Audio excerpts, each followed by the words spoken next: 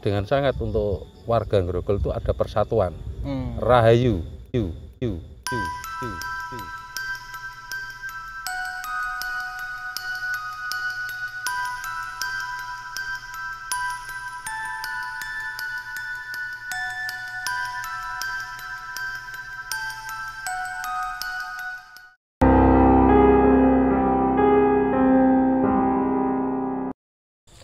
Assalamualaikum warahmatullahi wabarakatuh.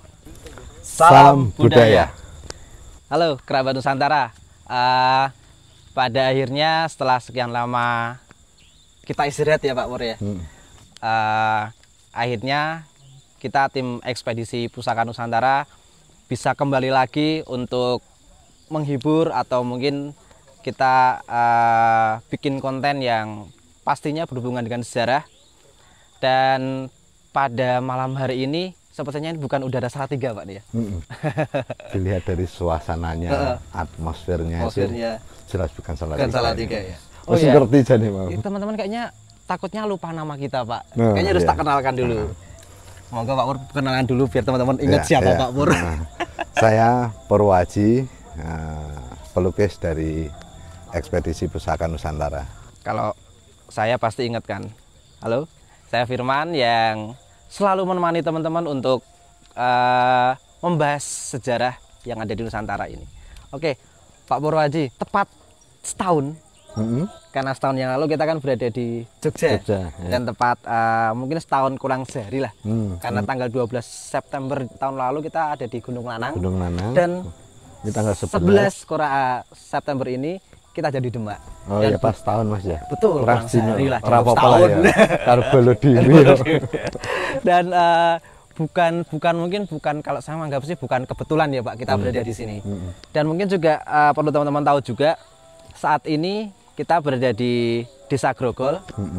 Kalau nggak salah sih takutnya saya nyebut Pak Kabupaten Demak atau maksudnya Demak saya kurang paham. Nanti mungkin bintang tamu kita yang lebih paham. Iya, berarti Kota Wali ya kalau Demak ini. Betul, Kota Wali. Dan seperti tema yang kita angkat, kita akan menelusuri jejak wali yang ada di Desa Grogol ini. Desa Grogol, dan kita saat ini berada di makam Eyang Sabdo Kencono. Dan semoga sih malam ini kita bisa mendapatkan hal yang baru lagi untuk menjadi perbendaharaan sejarah kita, biar kita sama-sama bisa belajar dan tahu ternyata di Desa Grogol ini ada satu situs sejarah yang bisa menjadi pembelajaran kita bersama. Dan mungkin hal yang lebih intim lagi, mungkin nanti apa yang diceritakan bintang tamu kita bisa menjadi pelajaran berharga untuk kita dan kerabat Nusantara. Dan untuk Nusantara juga. Mas. Dan mungkin Pak Pur, kalau nggak salah di lokasi ini nanti kita juga akan gabung dengan tim spiritual di sini. Nah, seru Mas. Namanya Mas Pri yang nanti juga akan ikut ngobrol dan nanti juga ada salah satu warga atau warga di sini namanya Pak Haji Boko yang nanti juga akan ikut ngobrol tentang kita. Betul, tentang sejarah beliau Eyang Sabdo Kencono. Oke. Dan kayaknya nanti seperti yang sudah-sudah Pak Pur mau ngelukis kayaknya ya. Insya Allah nanti saya akan lukis kalau beliau memang mengizinkan untuk lukis, dan saya minta dukungan doa dari teman-teman EPN juga teman-teman dari Demak agar saya mampu memvisualisasikan beliau yang ada di sini. Ya biar nanti juga mengobati rasa penasaran kita. Sebenarnya nggak penasaran itu Mas. Karena sudah jadi kiblatnya cowok untuk membuat penasaran. Tapi ini kan penasarannya tentang sejarah Pak. Jadi lebih positif. Oke Pak Pur, daripada nanti saya sudah ada sinyal-sinyal dari Korlap Mas Angga. Dipercepat mesake yang nunggu. Itu sampeanmu diselendek kerikil ngene iki. Kita sudah ditunggu di salah satu sudut lokasi ini. Kita akan bertemu dengan Mas Pri dan juga Pak Haji yang nanti akan ikut ngobrol dengan kita mengenai sejarah beliau Eyang Sabdo Kencono. Oke, tanpa berlama-lama lagi kita akan ketemu bintang tamu kita. Oke, jangan kemana-mana.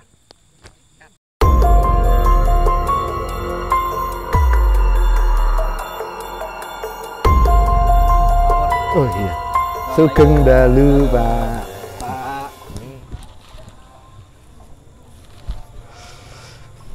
sampun dangu ngentosi wau. Lumayan. Halo kerabat Nusantara, seperti yang saya janjikan tadi, di sudut lain dari lokasi ini sudah menunggu beliau-beliau yang notabene juga warga Desa Grogol. Nggih Pak, leres nggih Desa Grogol nggih Pak. Nanti untuk siapa beliaunya nanti biar kenalan sendiri. Beliau-beliau ini nanti yang akan bantu kita untuk sedikit paham atau sedikit tahu mengenai sejarah dari Eyang Sabdo Kencono. Oke, mungkin dari Pak Edi dulu, mungkin bisa kenalan sama teman-teman dari namanya dulu. Ya, Assalamualaikum warahmatullahi wabarakatuh. Waalaikumsalam warahmatullahi Kula wabarakatuh. sebagian warga Grogol atas nama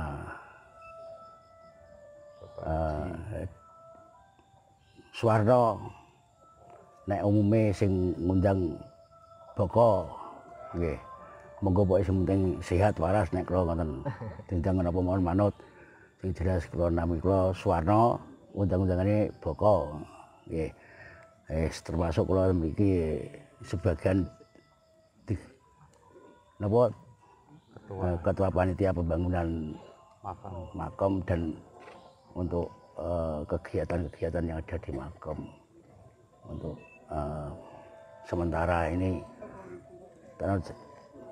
ngapunten nih kula mboten iso napa-napa, mboten ngerti napa-napa, tapi kula nggih ditunjuk dari tokoh masyarakat rancang-rancang sebagai ketua panitia pembangunan.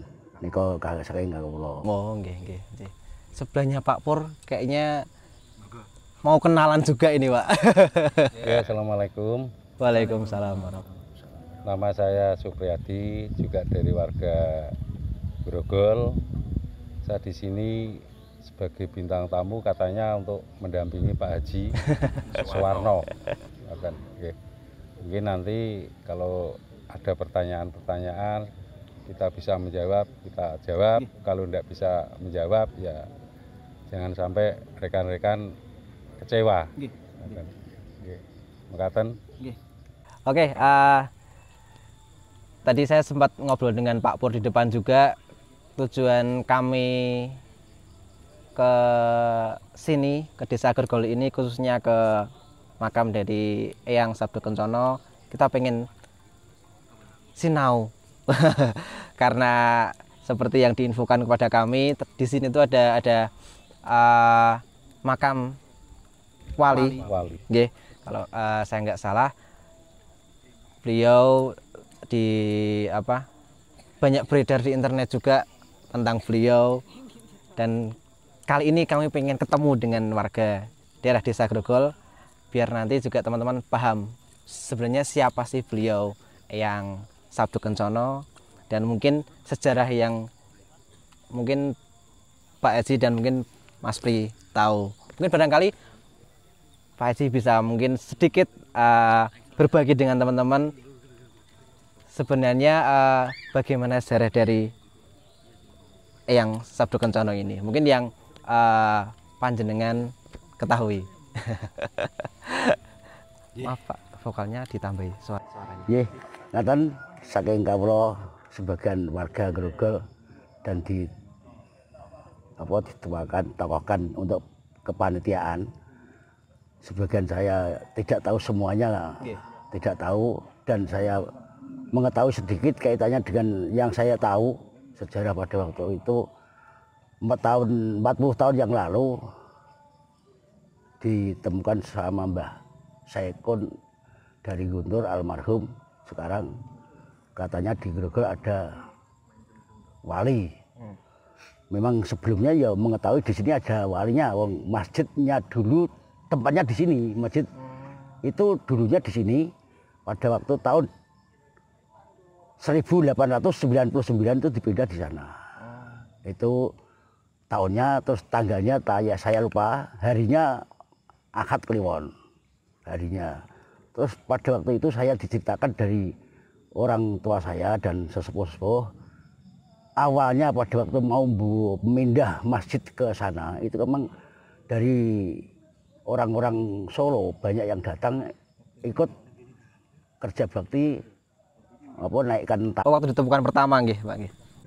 Sebelumnya 1899 itu kan pindahnya, yang diketemukan baru 40 tahun yang lalu kan. Baru saja. Nun sewu. Kula tak badhe nglukis. Nggih. Nun nyuwun pangestunipun batas kula saged. Oh, nggih. Jadi nanti Parang Win, nggih. pangestune Mas ya. Nggih. Nggih. Nggih dari nggih. Nggih nika kula cerita sing sanika kula mangertosi sejarahipun ngoten. Dadi pada waktu 40 tahun yang lalu itu ditemukan Mbah Saikun sekarang almarhum dari Guntur, dan terus setiap tahunnya diadakan hall dan diadakan acara setiap tahunnya di hari Jumat Wage bulan Rajab. Pada waktu itu kalau tidak ada bulan Rajab, bulannya di Ruah Saban. Kalau tidak ada di bulan Rajab, Jumat Wage. Terus perjalanan itu pada waktu itu saya sebagian teman-teman untuk mencari mengetahui sebenarnya Mbah Sabdo Kenyono itu siapa dan mungkin ada makamnya di mana makamnya. Itu perjalanan 2004 itu berjalan putar-putar ke sesepuh-sesepuh. Sampai sekarang pun belum bisa mengetahui makam Mbah Sabdo Kenyono yang mana, terusan sing Mbah Sabdo Kenyono itu yang mana. Nah, dari Habib Lutfi menyampaikan pada waktu 2005 itu Mbah Sabdo Kenyono itu kan lakopan atau paraban. Jeneng Sabdo Kenyono. Kalau wali yang sebenarnya tidak ada jenengnya Sabdo Kenyono, nama Sabdo Kenyono. Nah, itu kan pada waktu Habib Lutfi disampaikan seperti itu. Nah, makanya terus dari teman-teman sampai dari tokoh-tokoh pada waktu itu dibentuk tim 9. Oh, tim dari desa nggih, warga nggih. Dari tokoh-tokoh masyarakat ini satu desa dibentuk tim 9 untuk mencari tahu dan sebenarnya di mana kebenaran Mbah Sabdo Kenyono. Nah, yang disampaikan dari teman-teman pada waktu ini Habib Lutfi itu mangan Mbah Wali yang ada di Ngrogos ini, Mbah Sabdo Kenyono itu wali wirai, jadi tidak bisa dimunculkan dan tidak bisa dipamerkan, katakan dimunculkan seperti wali-wali lain, tidak bisa katanya Mbah Habib Lutfi. Dan pada waktu itu memang berputar lagi Gali Matom, Gali Mbah Munib sampai tekan Jombang, itu kan kaitannya dengan untuk mencari tahu lah. Kenyataan sampai sekarang ya belum bisa tahu, karena ketemuan Mbah Sabdo Kenyono itu di sini ada yang menyampaikan bahwa di Grogol itu ada aulia atau ada sesepuh leluhur waliwoh, ada jumlahnya 7 sampai 8. Di total desa Grogol ini ya, Pak. Betul. Makanya pada waktu itu Mbah Saikun menyampaikan nama Sabdo Kenyono itu kan Nek Habib itu kan menyampaikan itu lakopan atau nama panggilan ngeten nggih. Dan mungkin lah. Nah, kalau saya pribadi itu kan Sabdo Kenyono kan Sabdo itu kan pengantikan, Kenyono kan itu kan bagus. Nah, itu ucapan yang bagus. Yang bagus. Lah mungkin dari sesepuh dan leluhur di sini mungkin itu kan sama-sama untuk bisa jadi panutan dari orang lain, dari semua yang ada di sini. Ya cuma itu pada waktu itu kan memang masjid pada waktu di sini dipindah ke sana itu kan ada orang sepuh-sepuh menyampaikan jangan sampai tidur di masjid ngiler. Kalau tidur di masjid ngiler nanti dipindah Nyai Kerti ke makam. Itu pada waktu memang ada orang sepuh menyampaikan benar-benar dipindah. Pernah kejadian gitu. Pernah kejadian Mbak Anwar itu pernah benar-benar pernah dipindah ke makam. Tidur di masjid dipindah di makomnya, dikeluarkan gitu Pak nggih. Kalau ngiler. Terus pada waktu itu kan memang cerita-cerita itu kan ya mendengar dari orang tua semuanya belum bisa mendetailkan sejarah, mau tidak ada sejarah yang otentik yang tertulis benar-benar itu Pak ya. Memang kalau di sini kan saya pribadi Masjid Grogol kan tidak ada yang menyamai mustokonya. Sak Jawa Tengah mungkin tidak ada yang sama dengan Mustaka Grogol. Bisa pindah-pindah sewaktu-waktu arahnya. Mungkin perlu teman-teman kerabat Nusantara tahu juga di dekat makam ini ada masjid yang Masjid aslinya di sini ya dulu ya Pak ya. aslinya dulu di sini pada waktu 1899 kan dipindah sana. Dan di atasnya itu ada mustaka ya Pak nggih. Itu bisa gerak sendiri, berubah sendiri tanpa dikenakan angin banter atau ada apa enggak. Itu untuk penanda apa gitu Kak Pak? Boleh. Ya mungkin dari saya pribadi, tapi kan dari orang lain kan dia tidak tahu dan kekuasaan Allah Taala tidak tahu. Itu kan saya pribadi kan untuk bisa kangge titenan kangge kula pribadi ada musibah-musibah, ada kegiatan-kegiatan negara yang tidak sesuai dengan harapan masyarakat. Nah, dari saya pada waktu Butin tinggal itu arahnya ya ke arah Jakarta. Pak Harto itu ya arahnya ke sana. Ada musibah di Aceh arahnya ke sana. Karena kan itu tidak bisa untuk pedoman untuk apa ya tidak bisa, itu kan cuma saya pribadi. Oh, itu kayak penunjuk gerak gitu ya Pak. Oh, berarti kayak meramal bencana gitu mungkin kalau kalau saya pribadi. Karena kan itu kan kenyataannya apa kan tidak tahu saya kan itu untuk sebagian mustaka masjid Grogol. Memang itu ya saya sebagai pribadi kan memang sebagian untuk dari panitia masjid pada waktu mulai 8 berapa itu kan ya menjadi panitia pengurus. Oke, teman-teman tadi sudah sedikit dibantu oleh saya biar lebih akrab saya panggilnya apa nih Pak Haji, Pak Warno gitu. Dari Pak Warno kita sedikit terbuka nih pengetahuan kita tentang siapa sejarah dari mungkin awal di sini nggih Pak sampai saat ini nggih. Sampai saat ini adanya apa yang ada di tempat ini kita sedikit terbantu mengetahui apa yang diceritakan dari Pak Warno dan kayaknya akan lebih asik kalau Mas Pri juga ikut mungkin bincang-bincang dengan kita sepengetahuannya Mas Pri. Kalau misalkan mungkin kalau Mas Pri kan lebih ke arahnya lebih ke spiritual gitu Pak. Jadi kalau misalkan menurut Mas Pri sendiri sejarah yang Mas Pri ketahui dan mungkin kalau saya boleh tanya juga mengenai sosok beliau itu sepengetahuan Mas Pri seperti apa? Monggo. Ya kalau menurut saya ini sedikit menambahi ya. Ya. Ini sepengetahuan saya ya. Kalau di Desa Grogol ini memang di makam ini banyak sejarah, terutama banyak wali-wali yang ada di Desa Grogol. Ya. Saya tidak bisa mengatakan ini wali siapa, namanya siapa. Ya, untuk masyarakat Grogol itu karena sudah identik kalau di Grogol itu ada makamnya Simbah Sabdo Kencono ya. Nah ini kebenaran ini kan belum bisa untuk dibuktikan ya. Tapi kalau menurut pandangan saya kalau di Desa Grogol itu betul-betul Masya Allah banyak wali-wali yang ada di sini gitu. Nah dan sejarah di sini itu peninggalan sebetulnya. Kalau menurut pandangan saya itu juga banyak, tapi belum bisa terungkap gitu. Makanya di sini kalau saya minta untuk warga Grogol, apa tadi yang sudah saya bicarakan sama beliaunya Pak Pur, ya. Kalau bisa itu untuk gimana kalau para wali yang ada di Grogol itu nantinya bisa untuk dibuat apa pandangan, ya. Itu saya minta dengan sangat untuk warga Grogol itu ada persatuan, rahayu, ya gitu.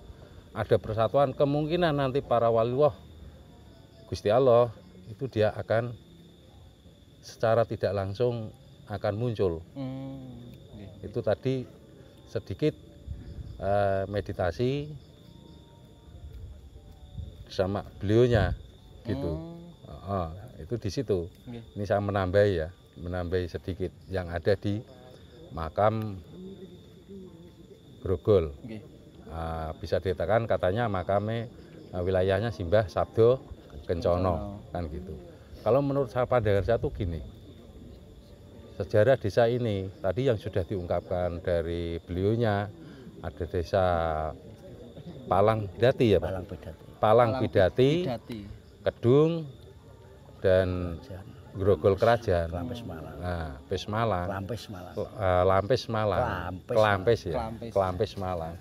Itu dulunya sini kan kepemerintahan, karena di sini dulunya itu kan Kerajaan Wedono, Kawedanan. Kawedanan. Ya, Kawedanan. Itu ada hubungannya dengan Demak Bintoro berarti? Ada. Nah, Kawedanan dulunya kan situ. Nah, makanya menurut pandangan saya itu wali yang sebetulnya wali-wali tertua itu ada yang ada di sini. Ada di sini. Di situ. Nah, kalau sebelum dilanjutkan Mas, kalau boleh saya tanya juga biar saya nggak salah tafsir, wali tertua itu maksudnya pripun Pak, bisa membahasakannya? Bahasa wali tertua sebelum ada wali-wali 9 itu beliaunya kan sudah belum berarti nggih. Oh, eranya sebelum berarti ya. Oh. Kan walinya Gusti Allah sudah ada. Gitu loh ya. Sudah ada. Kalau menurut sesepuh-sesepuh yang sudah pada di sini itu memang bahkan wali 9 itu aja, terutama khususnya wali si Mbah Sunan Kalijaga itu soalnya aja ke sini. Menurut sesepuh-sepuh orang tua yang punya kelebihan gitu ya, punya pengetahuan itu bahkan datangnya sampai ke sini gitu. Nah, sedikit urean dari saya tidak berani untuk menguraikan lebih banyak karena beliau-beliaunya itu tidak mau untuk diungkap gitu. Itu menurut pandangan saya sedikit di situ untuk nambahi dari tadi yang dibicarakan sama Pak Haji Suwarno gitu. Oke, Mas Pri, kalau saya sedikit tanya juga, kalau misalkan kan memang nggak semua hal itu bisa diungkapkan gitu, karena ketakutannya juga nanti membuat kontroversi. Jadi biarlah yang menjadi rahasia Gusti Allah itu tetap menjadi rahasia. Kita mungkin cukup meneladani apa yang ada gitu. Kalau misalkan saya boleh tanya dari mungkin Mas Pri yang notabene juga bersinggungan dengan energi sekitar sini juga, yang energi mungkin luar biasa positif juga. Walaupun saya bukan orang-orang yang bergerak di bidang spiritual, tapi nggak tahu kenapa saya merasakan energi di sini itu sejuk sekali. Beda dengan waktu tadi kita di tempat lain, masuk sini kayaknya sejuk banget. Apakah itu juga berhubungan dengan energi positif tersebut, berhubungan dengan beliau-beliau yang ada di sini, yang mungkin bisa dibilang walaupun beliau nggak kersa untuk diungkap, tapi hal yang bisa kita teladan itu apa? Kalau bisa boleh tanya gitu dari beliau-beliau. Yang penting di sini tuh kan gini, memang kalau tadi tanya saya betulkan, beliau-beliaunya itu banyak yang hadir, dan istilah Jawane iki ngristui ya, meristui kegiatan panjenengan yang ada di sini ya. Dan beliaunya itu cuma satu, dia minta